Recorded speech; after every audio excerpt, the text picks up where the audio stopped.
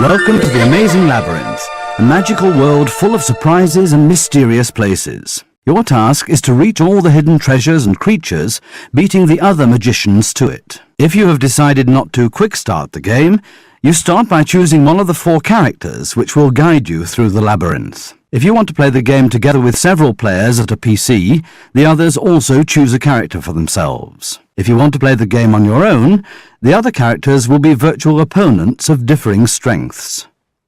Their descriptions show you with whom you will be dealing.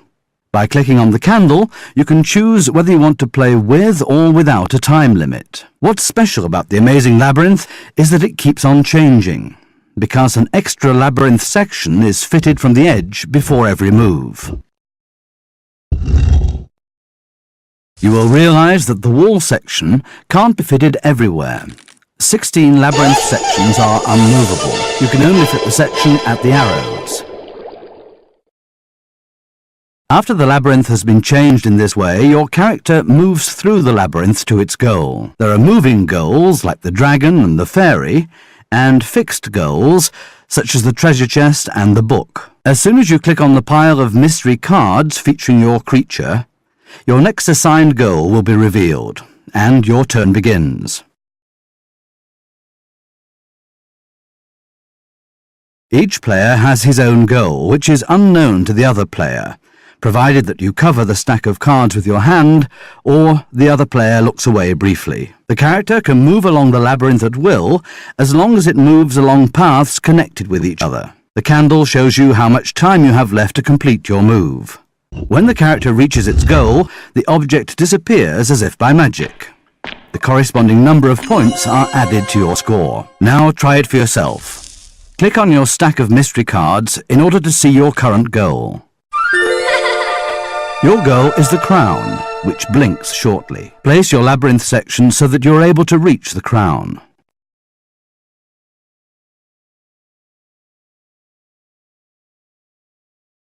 Left-click with your mouse on the blinking arrow in order to move the labyrinth section there. You can rotate the labyrinth section at will using the right mouse key, although here it's already shown in the ideal position. Double-click with the mouse on the section and it will be slotted into the labyrinth. By the way, you can also use the arrow keys on your keyboard for control. Here, the labyrinth section is rotated using the 0 on your number keypad. Very good. Now click on the crown so that your character can pick it up.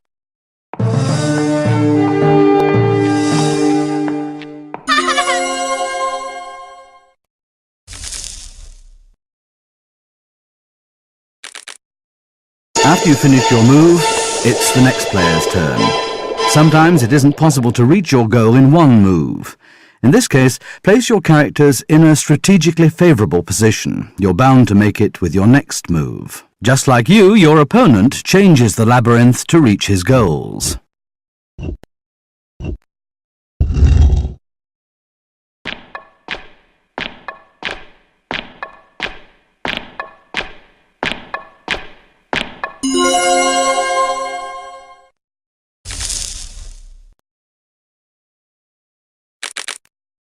Now it's your turn again. Uncover a new mystery card. Fit in your labyrinth section now.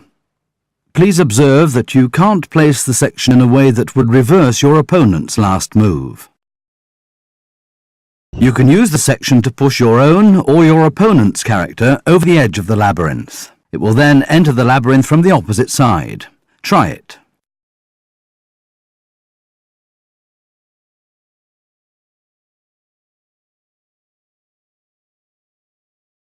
Now it's easy to reach your goal. Apart from directing the character from a bird's eye view, you can also steer it in close-up view through the labyrinth by yourself. Memorize the way to your goal and then click on your character.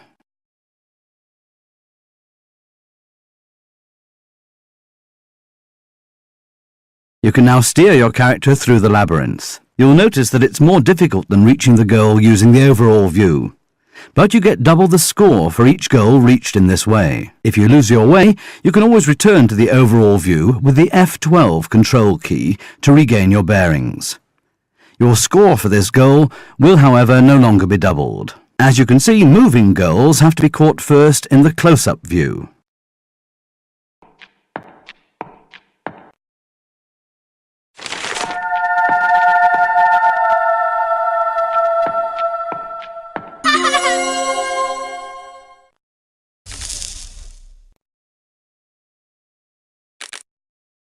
Your move is over. Now it's your opponent's turn again. The shortest way to the goal is not always the best.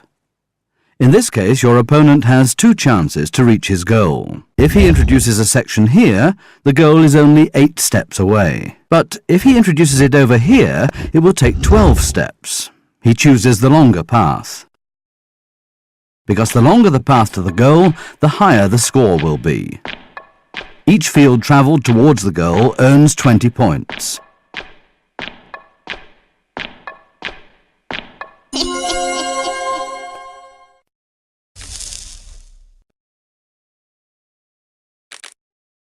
After collecting all the objects, you have to return to your starting position in order to win the game. Your opponent once again slots the labyrinth section into place where the lights are blinking.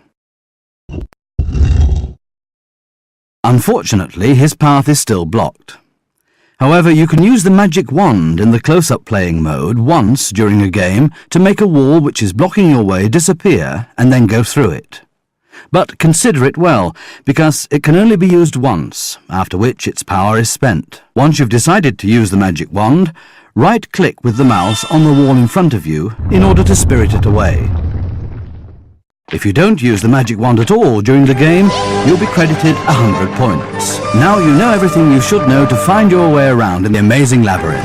Have a lot of fun. You can find out more about the scoring system in the README file of your program group.